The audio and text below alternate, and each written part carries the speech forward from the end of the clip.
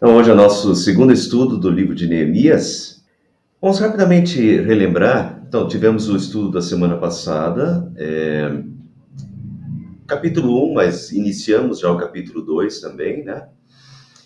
Mas então, para a gente começar, para o capítulo 3 hoje que a gente vai ver a reconstrução dos muros. Mas para a gente ver a reconstrução dos muros de Jerusalém, vamos rapidamente relembrar que em 586 a.C., Jerusalém, né, na conquista do Império Babilônico, Nabucodonosor mandou queimar Jerusalém. Então, Jerusalém foi completamente queimada, as casas, o templo foi queimado, destruído, e os muros de Jerusalém também foram queimados, o que é muito óbvio, porque uma cidade fortificada, murada, era uma cidade mais difícil, tanto que Jerusalém levou muito tempo para ser penetrada por causa dos muros de defesa, os fortes muros. Então, o que frequentemente acontecia é que os imperadores, eles mandavam, quando eles finalmente conquistavam a cidade, para que essa cidade não pudesse vir fazer uma nova rebelião ou né, vir a causar problema novamente, se mandava derrubar os muros. E Jerusalém foi uma dessas. Jerusalém teve os seus muros destruídos. Não completamente destruídos, mas muito destruídos, muito danificados, derrubados em muitas partes, né? E isso tem tudo a ver com Neemias, que vai reconstruir os muros. Então, agora nós estamos estudando Neemias, e a principal função de Neemias, biblicamente, Neemias é lembrado pela reconstrução dos muros de Jerusalém, né? Ele é o que organiza toda essa questão da reconstrução dos muros. Relembrando um pouquinho do capítulo 1, Neemias começou dizendo que Neemias morava lá em Susana, Pérsia, né, muito longe.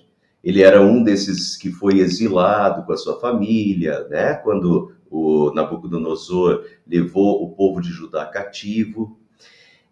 Mas então o Neemias estava lá em Susana, na capital do Império Persa. E daí ele recebeu uma visita do seu irmão, né, Hanani, um dos meus irmãos, veio de Judá com alguns outros homens, e eu lhes perguntei acerca dos judeus que restaram, os sobreviventes do cativeiro, e também sobre Jerusalém. Então Neemias pede informações para eles de como está Jerusalém, como é. O pessoal voltou, né? O Império Persa permitiu que os judeus voltassem, regressassem para Jerusalém, muitos deles regressaram. Neemias quer um relato do que estava acontecendo em Jerusalém. Só que o relato do irmão dele e dos outros homens não foi nada bom. E eles me responderam: aqueles que sobreviveram ao cativeiro e estão lá na província passam por grande sofrimento e humilhação. O muro de Jerusalém foi derrubado, suas portas foram destruídas pelo fogo. Quando ouvi essas coisas, diz Neemias, sentei-me e chorei. Passei dias lamentando-me, jejuando e orando ao Deus dos céus pela situação do povo, né, dos judeus em Jerusalém. E após esses muitos dias de lamentação, jejum e oração, então Deus toca no coração dele para que ele peça ao rei para que possa voltar e reconstruir os muros. E é o que acontece agora. Quem era ele? Nessa época eu era o copeiro do rei, diz Neemias. Então, Neemias era o copeiro do rei, ele tem acesso direto ao rei. Não quero repetir tudo que eu já falei na semana passada, mas o rei conhece Neemias a tal ponto que vê que Neemias está triste, está com o semblante diferente e pergunta para Neemias o que está acontecendo. E daí Neemias ora de novo a Deus e resolve fazer o pedido ao rei. Então orei ao Deus dos céus e disse ao rei, se for do teu agrado, do agrado do rei, e se o seu servo puder contar com a sua benevolência, que ele me deixe ir à cidade onde os meus pais estão enterrados, em Judá, que é Jerusalém, né? A capital, para que eu possa reconstruir. Então ele pede para o rei do Império Persa, o Império Persa é o que está dominando toda a região, inclusive a região de Judá, né? Então ele pede para o rei do Império Persa, com quem ele tem afinidade, com quem ele tem acesso direto. Isso é muito legal, mas não quero repetir o que eu já falei na semana passada. Assistam lá, quem não assistiu, assista. mas isso é muito interessante. Mas então, ele pede para que ele possa voltar e reconstruir Judá, Jerusalém. E ele pede mais uma coisa: me conceda uma carta para Asaf, guarda da floresta do rei, para que ele me forneça madeira para as portas da cidadela, que fica junto ao templo, para os muros da cidade, para a residência que eu irei ocupar. Visto que a bondosa mão de Deus estava sobre mim, ele reconhece que isso foi bênção de Deus, não foi simplesmente pelo contato dele, o bom contato dele com o rei. Claro que Deus usa de tudo isso, né? Deus nos usa de todas as nossas habilidades, Deus nos usa de tudo que temos, Deus abre portas, certamente, mas então Neemias reconhece, visto que a bondosa mão de Deus estava sobre mim, o rei atendeu os meus pedidos. Podia não atender, ele ia ficar sem copeiro, ele inclusive pede depois, ele e a mulher dele, o rei e a mulher pedem, certo, mas quanto tempo você vai ficar lá, Neemias? Então Neemias teve que dizer, dar o prazo que ele ia voltar e tudo, então o rei atende o pedido dele, né, sob a bênção de Deus, e agora Neemias tem o aval do rei para ir reconstruir os muros e tem inclusive uma carta do rei possibilitando que ele tenha o material necessário, as madeiras necessárias para a reconstrução dos muros. Daí ele continua dizendo, e aqui começa o nosso texto de hoje, até aqui eu estou resumindo o estudo da semana passada. A partir de aqui é novidade. Então ele faz a viagem, uma viagem bem longa, eu calculo que deva dar no mínimo 1.100 quilômetros naquela época, sem carro, com camelo ou com burros, cavalos, né? Então, uma viagem muito longa. Então, ele chega em Jerusalém, depois de 3 dias de permanência ali, saí de noite com alguns dos meus amigos. Eu não havia contado a ninguém o que o meu Deus havia posto em meu coração, que eu fizesse por Jerusalém. Não levava nenhum outro animal, além daquele em que eu estava montado. De noite saí pela porta do vale, na direção da fonte do dragão, e da porta do esterco, examinando o muro de Jerusalém que havia sido derrubado e suas portas que haviam sido destruídas pelo fogo. Fui até a porta da fonte e do tanque do rei, mas ali não havia espaço para o meu animal passar. Por isso subi o vale, ainda de noite, examinando o muro. Finalmente voltei e tornei a entrar pela porta do vale. Então, Neemias vai fazer uma pesquisa de como está o muro. Ele sai de noite, sem chamar atenção, porque tinha muitos inimigos. Vocês vão ver que no estudo da semana que vem já vai ser todo o estudo em cima da oposição do povo ao redor. Tá? Vai ter uma grande oposição à reconstrução do muro. Então, Neemias sai quieto, de noite, diz até que ele levantou, talvez fosse de madrugada, ele sai quieto e ele vai fazer essa averiguação de como estão os muros, qual é a realidade dos muros, né? E ele então pega uma boa região ali, faz esse apanhado, fui até a fonte, não havia espaço para o meu animal passar, ele chega a uma altura que ele não conseguia nem passar, tamanha destruição, né, gerada, e os entulhos naquela região. Então vejam que a destruição foi muito grande, né? Os entulhos, ele não consegue nem passar, por isso ele volta e tal, então ele faz esse apanhado. Pessoal, Neemias tem sido visto por muitos escritores como um abençoado administrador. Ele não se chama assim, mas sem dúvida Neemias tinha dotes de administrador. Vamos ver alguns deles. Neemias, ele não chegou colocando seus planos, ele não chegou em Jerusalém já anunciando para todo mundo, olha, cheguei aqui, vamos reconstruir os muros.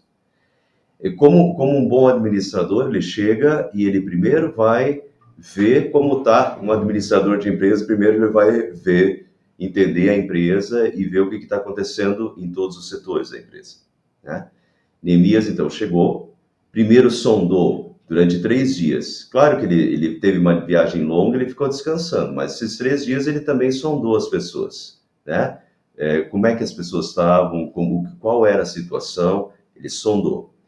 Depois de 3 dias, ele foi conhecer a realidade dos muros em loco, né? Ele foi ver com seus próprios olhos qual era a real situação, para então criar as suas estratégias. Então vejam como começa aqui, desde o início, essas questões administrativas de Neemias, né? Deus pega, assim como Deus usou Martinho Lutero, que era um jurista, né, tinha se formado em direito, Deus usou Calvino, que também se formou em direito. Deus usa as habilidades, Deus usa as capacidades das pessoas, né, para os seus propósitos. E Neemias, sem dúvida, tinha uma grande capacidade em administração, que foi estratégico para a reconstrução dos muros, que é uma obra, né? Era uma obra a ser feita.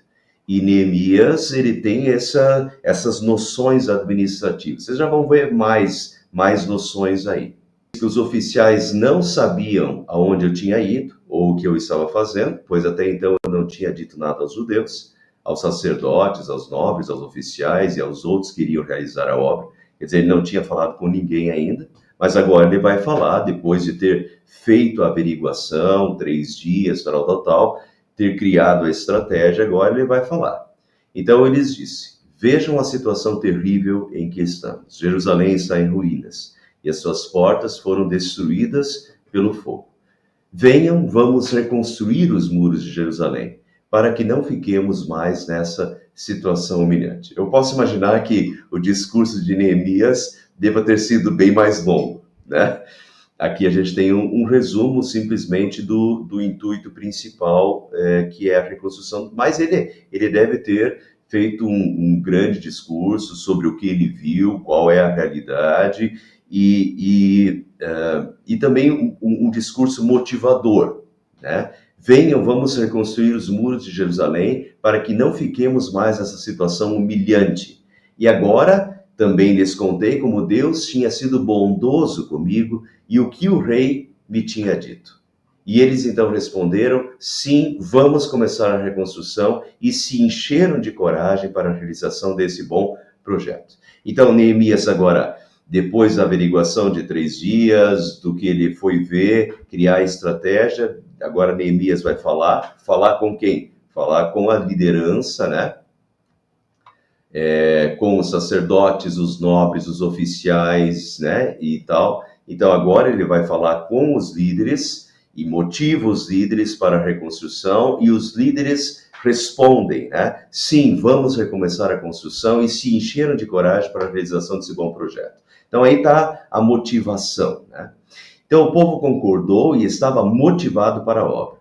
Mas como executar uma obra gigantesca? Pessoal, imagina construir muros de 8 metros de altura, certo? Isso é muita, é uma construção. E, tá bom, o povo tá animado, o povo tá motivado, mas como vamos fazer isso? E agora, o livro não quer mostrar Neemias como um administrador, o livro não quer exaltar Neemias, o livro exalta a Deus.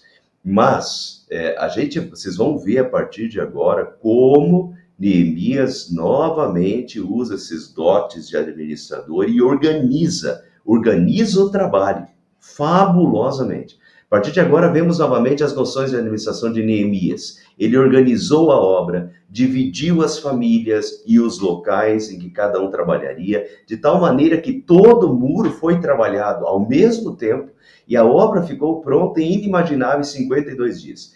Imagine se ele reconstruiu um muro de 8 metros de altura, de metros, porque o pessoal andava por cima desses muros, com folga, né? Eles tinham que conseguir se movimentar por cima dos muros. Então não é um muro das nossas casas aí que tem um tijolo, né? É um muro com metros, de 8 metros de altura e com metros de largura, para que as pessoas, que seja um muro forte. E essa obra, em volta de toda Jerusalém, vocês já vão ver isso, foi concluída em 52 dias. Isso é considerado um milagre, conseguir construir toda essa obra em 52 dias. Mas Neemias, realmente, a gente não vê isso aqui, mas a gente não é dito isso aqui. Mas Neemias está por trás, abençoado por Deus, guiado por Deus, organizando toda essa construção. Antes da gente ver a organização e o início do trabalho, vejam a oposição.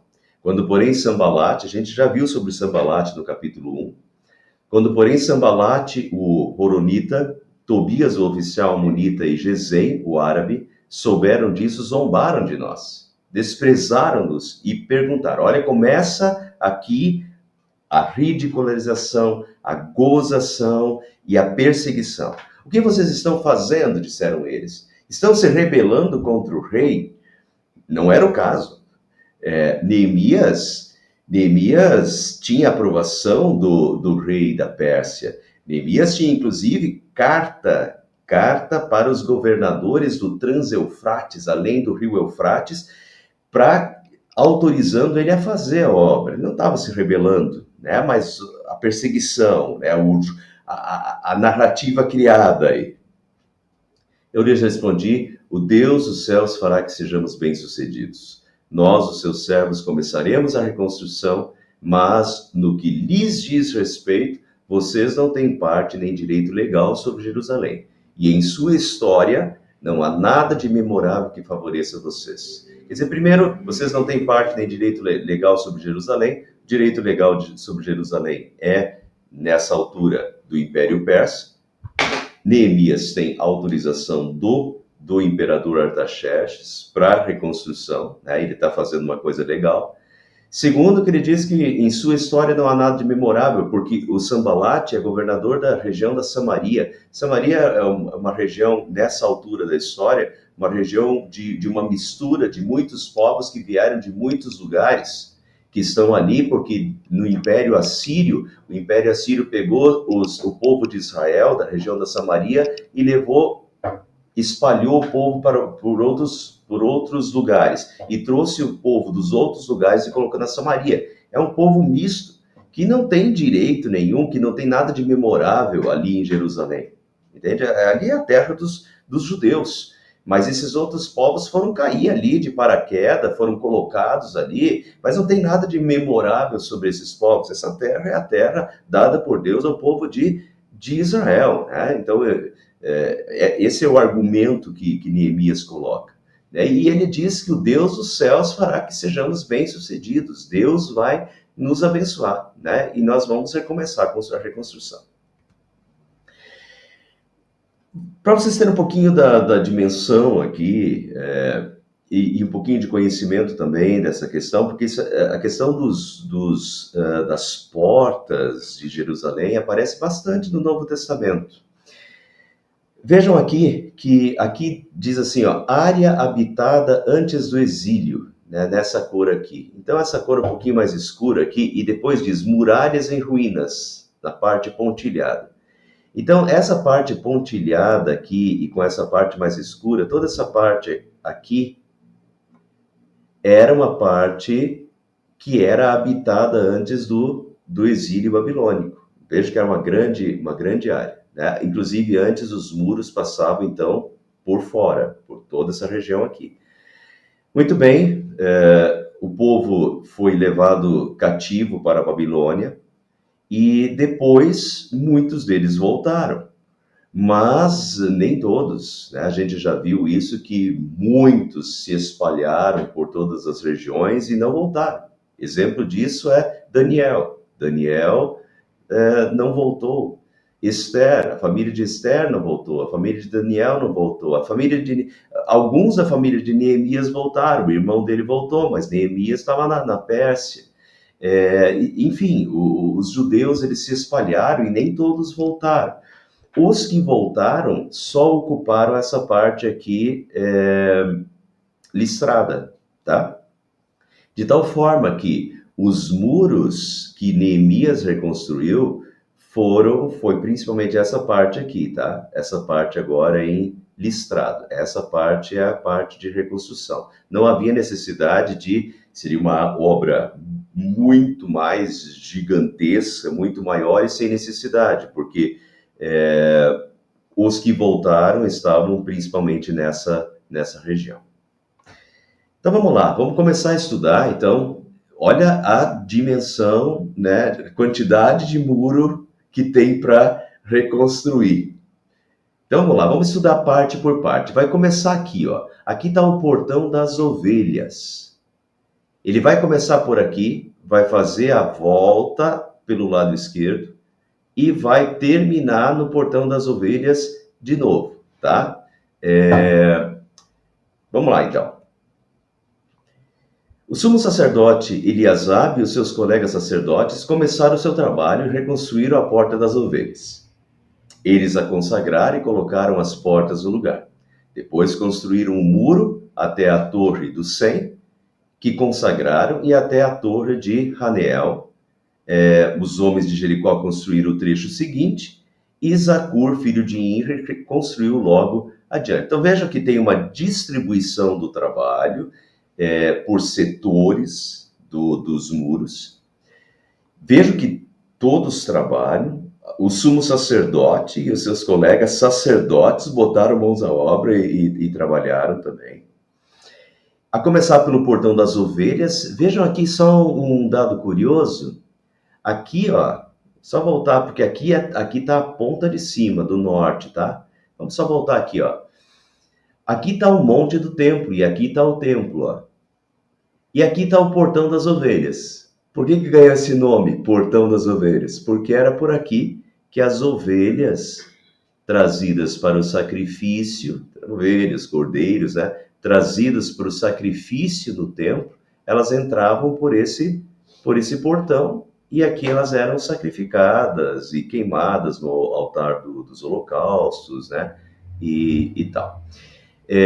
Então faz sentido, né? O portão das ovelhas, que dá justamente para o monte do templo. Então, esse daí foram os sacerdotes, até bastante óbvio, né? Que ali era uma região cheia de sacerdotes. Os sacerdotes e os seus colegas fizeram esse trabalho de reconstruir a porta das ovelhas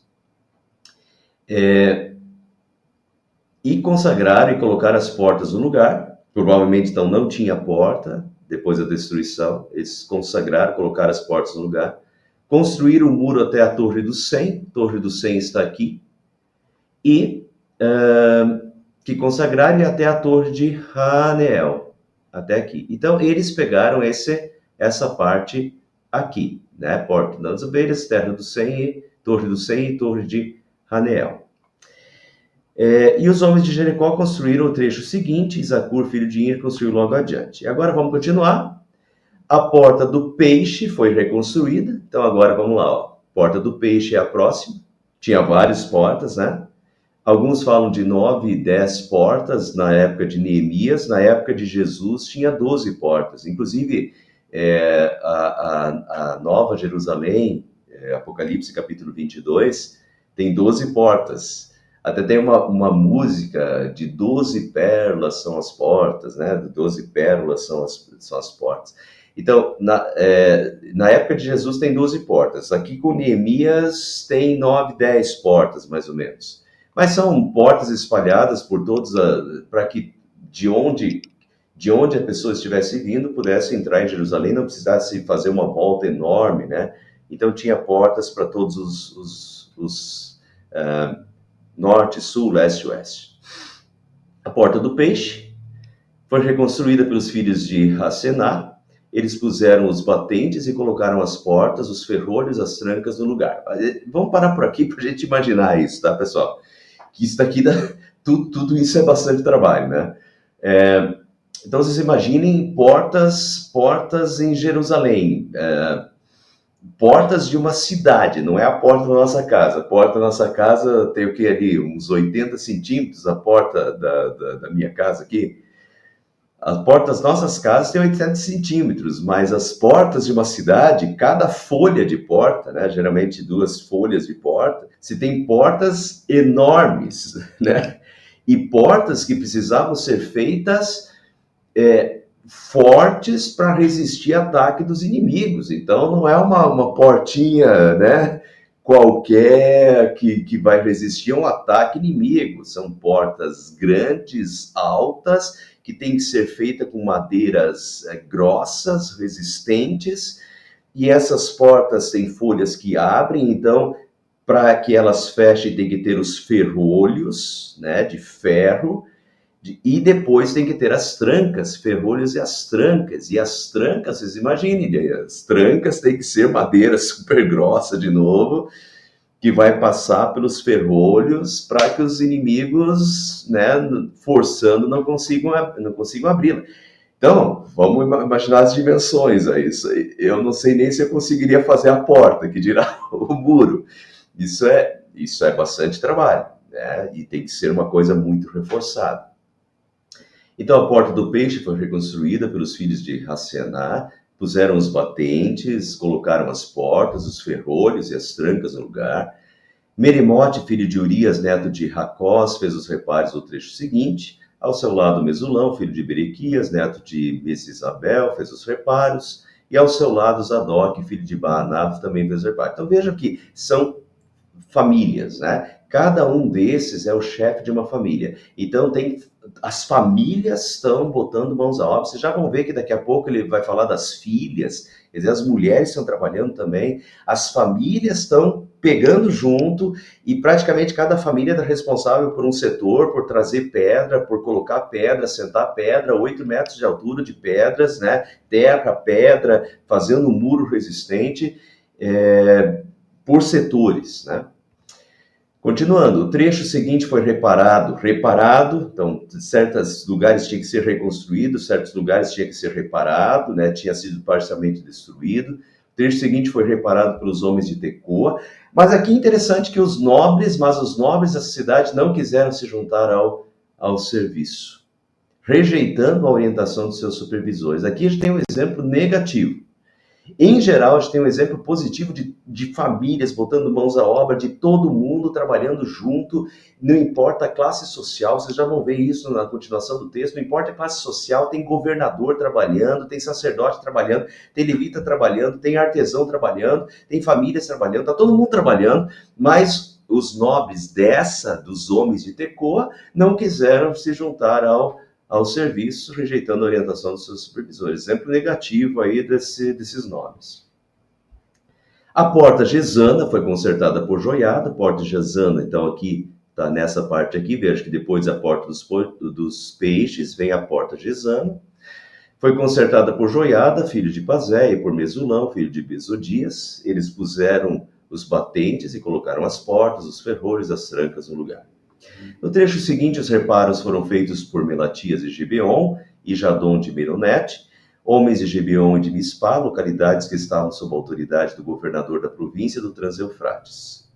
Uziel, filho de Haraías, um dos ourives, nota então, tem ourives trabalhando no muro, né? Um dos ourives fez os reparos do trecho seguinte, e Hananias, um dos perfumistas, fez os reparos ao seu lado. Então tinha ourives trabalhando, tinha perfumista trabalhando, veja que todo mundo está botando mãos à obra.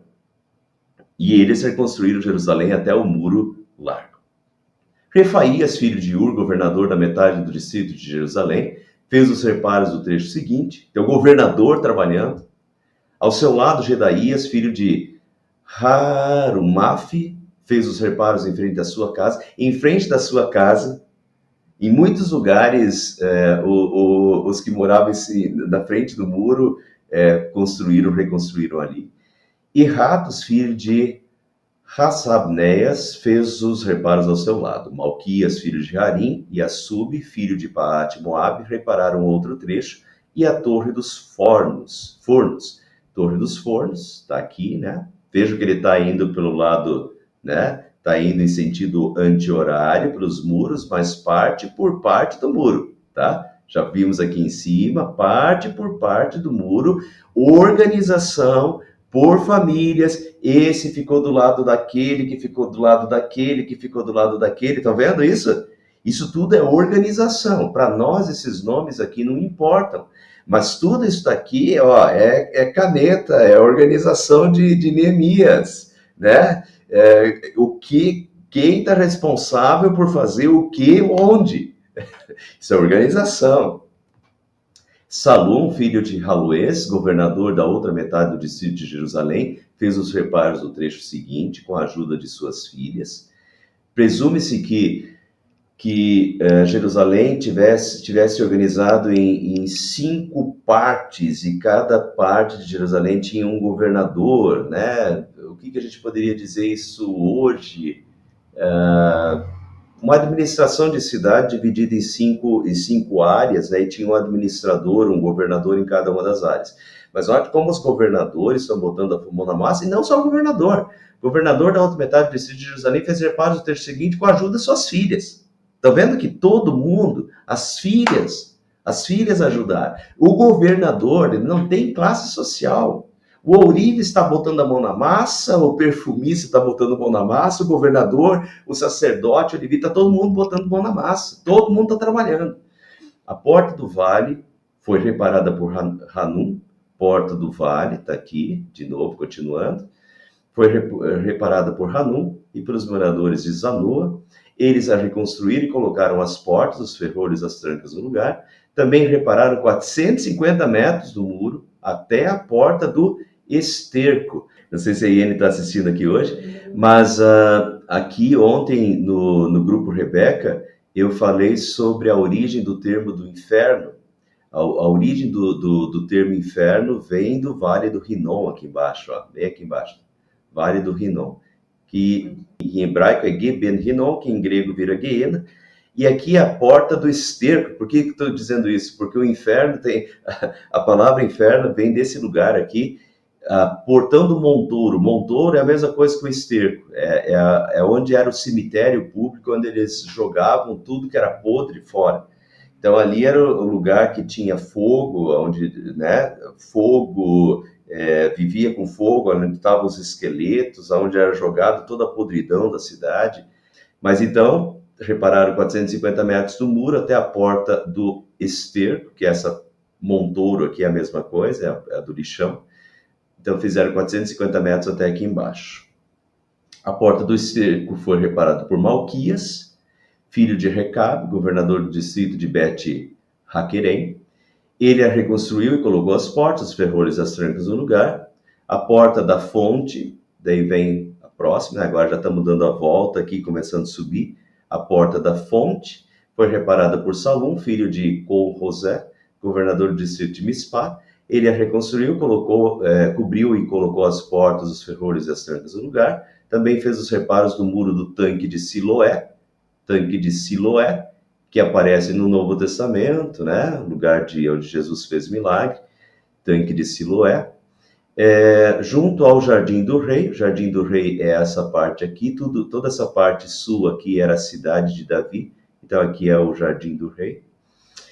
Até os degraus que descem da cidade de Davi, que era mais ou menos aqui assim. Além dele, Neemias, filho de... Neemias agora não é o próprio Neemias, né? É outra pessoa com o nome de Neemias, filho de Asbuque, governador do meio distrito de Bet-Zur, fez os reparos até em frente dos túmulos de Davi e até o açude artificial e a casa dos soldados. Depois dele, os reparos foram feitos pelos levitas, que estavam sob a responsabilidade de Reum, filho de Bani. Agora entra os levitas também, né? Tinha os sacerdotes e tinha os levitas. Junto a eles, Hazabias, governador de metade do distrito de Keila, fez os reparos em seu distrito. Depois dele, os reparos foram feitos por seus compatriotas, que estavam sob a responsabilidade de Binui, filho de Henadad, governador da metade do distrito de Keila. Ao seu lado, Ezer, filho de Jesus, governador de Mispá, reconstruiu outro trecho, começando de um ponto que fica em frente da subida para as casas das armas, indo até a esquina do muro. Depois dele, Baruque, filho de Zabai, reparou o muro com zelo, a dedicação, outro trecho, desde a esquina do muro até a entrada da casa do sumo sacerdote Eliasibe.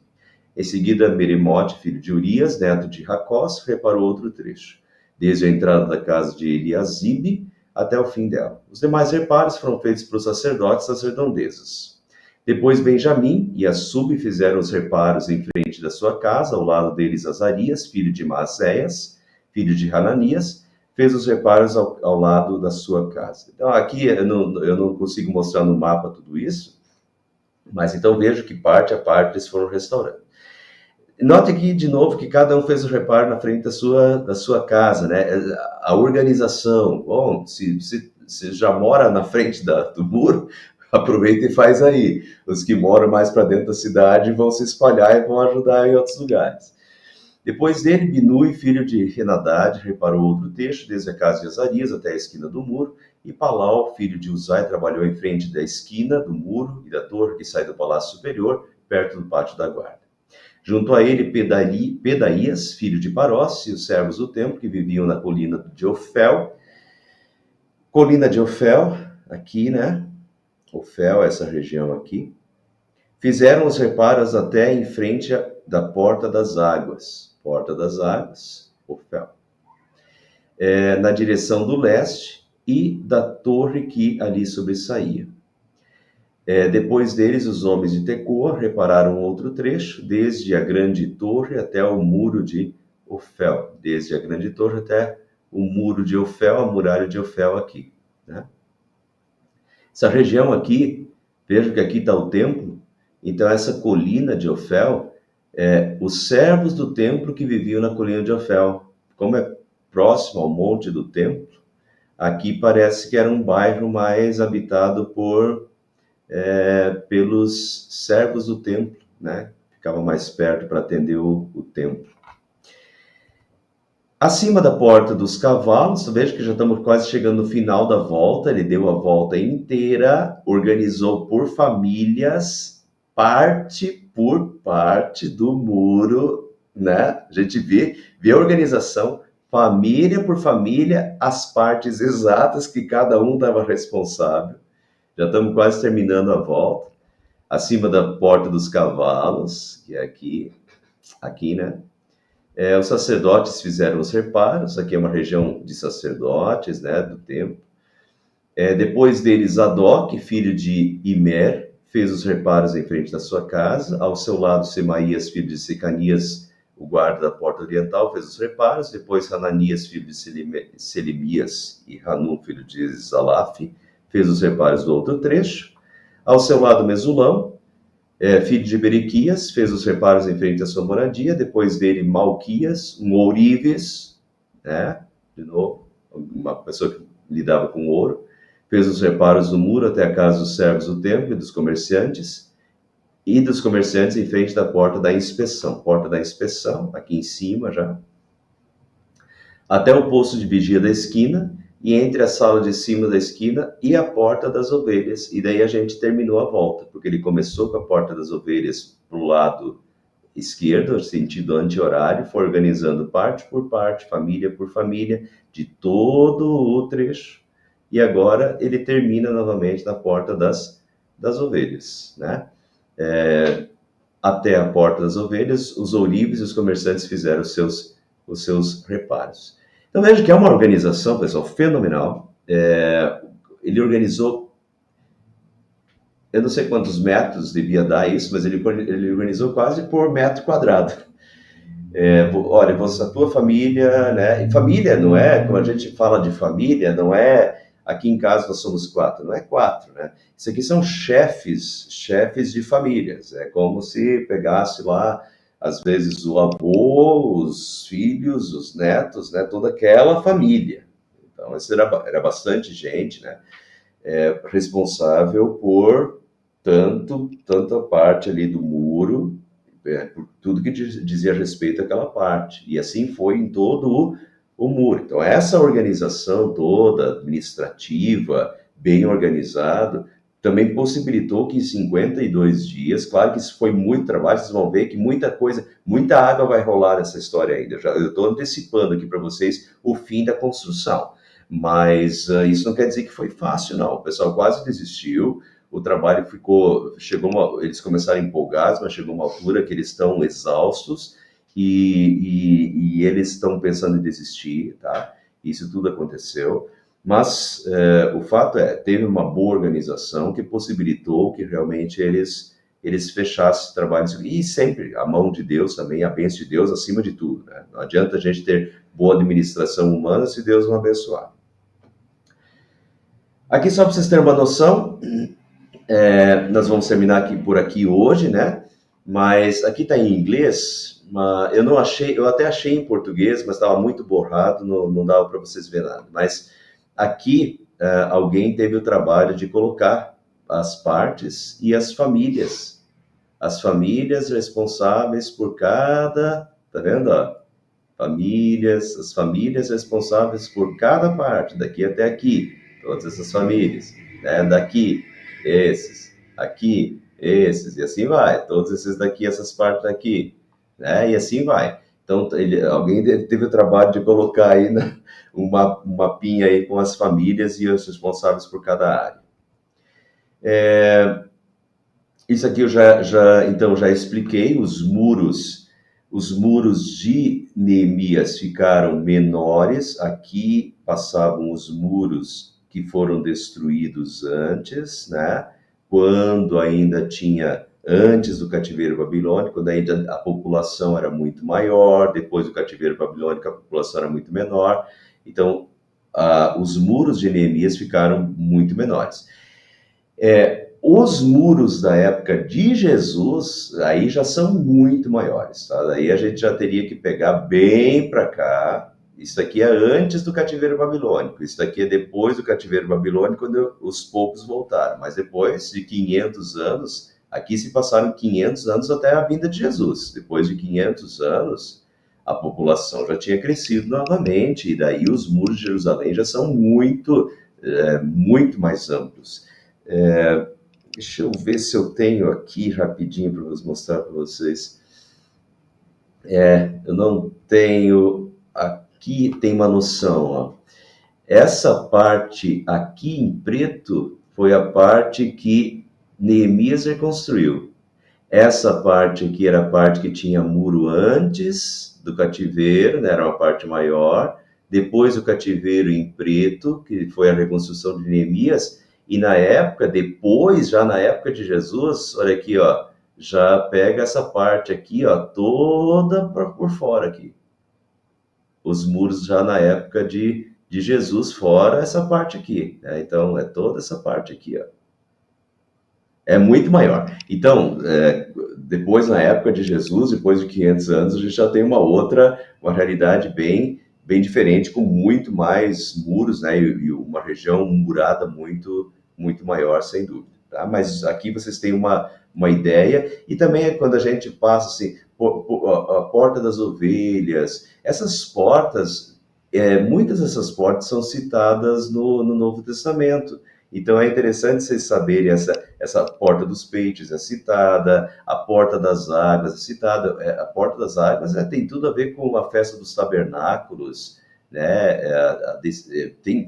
É bem interessante essa questão.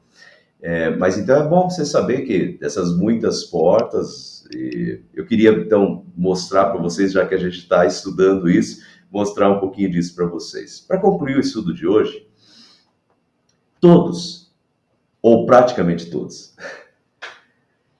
Eu estou dizendo praticamente todos porque teve aqueles nobres lá que não botaram a mão na massa e que se recusaram a trabalhar. Mas quase todos se uniram e trabalharam fazendo cada um a sua parte. Os governadores, os nobres, sacerdotes, ourives, perfumistas, homens, mulheres, as filhas do governante, né? Então você vê, foi em geral, as famílias botaram a mão na massa, todo mundo trabalhou junto nessa obra que é a cidade de Deus e os muros da cidade de Deus, né? É uma obra para Deus. E não tem classe social, governadores, nobres, sacerdotes, ourives, perfumistas, homens, mulheres, não tem classe social, todos botaram a mão na massa, todos trabalharam juntos na obra de Deus, todos ou quase todos. Infelizmente, essa é a realidade também das igrejas, né? A gente achar que todos, a gente gostaria que todos, Deus também gostaria que todos trabalhassem, né? Mas também a gente contar que todos sempre vão estar com a mão na massa é uma utopia, né? Nós somos pecadores, falíveis, e às vezes nem todos estão nessa sintonia com Deus tão grande que vão trabalhar e botar a mão na massa. Mas como é bonito quando as pessoas põem a mão na massa, quando as pessoas realmente se dedicam ao trabalho da obra de Deus e trabalham pela obra de Deus e trabalham juntas pela obra de Deus. Não é bom quando trabalhamos unidos na igreja, cada um fazendo a sua parte, com zelo, com dedicação ao Senhor. Na igreja de Deus, todos são membros do corpo de Cristo e estão a serviço de Cristo, trabalhando na obra de Deus. Servir ao Senhor com alegria. Isso a gente tem que lembrar, né, meus irmãos? Na igreja de Deus, todos são membros do corpo de Cristo. Todos nós, não tem classe social na igreja, assim, não tem distinção de mais rico, de mais pobre, de mais estudado, menos estudado. Na igreja, nós somos todos membros do corpo de Cristo, membros de uma mesma família, de um mesmo povo. Nós somos povo de Deus e todos nós não estamos na igreja para sermos servidos, mas estamos na igreja por gratidão a Deus por tudo que Ele fez, estamos na igreja para servir a Deus, estamos na igreja para trabalhar e trabalhando na obra de Deus, desse Deus que fez tudo por nós, absolutamente tudo por nós, que nos dá tudo nesta vida e tudo na vida eterna, e que nos deu o melhor, que nos deu o seu próprio Filho por amor a nós. Então, o mesmo que a gente vê essa dedicação do povo trabalhando lá no muro, unido pela obra de Deus, é o que Deus deseja ver nos seus filhos, na sua igreja, né? Todos trabalhando, gratos, felizes, louvando a Deus e se dispondo ao trabalho, e trabalhando e se dedicando na obra de Deus, servindo ao Senhor com alegria. E termina com 1 Coríntios 15, 58. Portanto, meus irmãos, meus amados irmãos, sede firmes, inabaláveis e sempre abundantes na obra do Senhor, sabendo que no Senhor o vosso trabalho não é vão. Vamos trabalhar na obra de Deus, trabalhar no reino de Deus, né? Pelo reino de Deus, trabalhar para Deus, servir a Deus, botar a massa na igreja também, ajudando, né? Trabalhando em união, que é bonito, é gostoso, é maravilhoso. Meus amados irmãos, sede firmes, inabaláveis. Isso é importante para o muro lá também. Vocês vão ver que eles vão pensar em desistir, as coisas ficam complicadas, a oposição fica muito acirrada, mas sede firmes e inabaláveis e sempre abundantes na obra do Senhor. Muitas vezes pode ser que a gente vai pensar em desistir da obra de Deus. Às vezes as coisas ficam difíceis também. Às vezes por situações internas, às vezes por situações externas, às vezes por causa de coisas que nós mesmos estamos passando, às vezes enfim. Muitas situações vão vir, mas para nos desmotivar na obra de Deus, para nos fazer sair, mas é tudo que Deus não quer. Deus nos quer trabalhando juntos, Deus nos quer trabalhando unidos, Deus nos quer trabalhando, servindo ao Senhor. Sede firmes e inabaláveis, sempre abundantes na obra do Senhor, sabendo que no Senhor o nosso trabalho não é em vão. Muito bem, pessoal. Hoje, então, a gente foi até o capítulo 3. Semana que vem, a gente continua. Tem 12 capítulos, mas nem todos os 12 capítulos a gente vai precisar passar, porque alguns capítulos são genealogias, e essas genealogias, hoje eu falei bastante dos nomes, porque era questão de organização, eu acho que era interessante. Mas quando a gente começar a citar as genealogias, a gente vai pular, porque daí não interessa para a gente hoje, né? Semana que vem, quarta-feira que vem, a gente continua com os nossos estudos aí, na sequência, capítulo 4, quando vai vir uma forte oposição agora, que vão tentar parar a obra de reconstrução dos muros.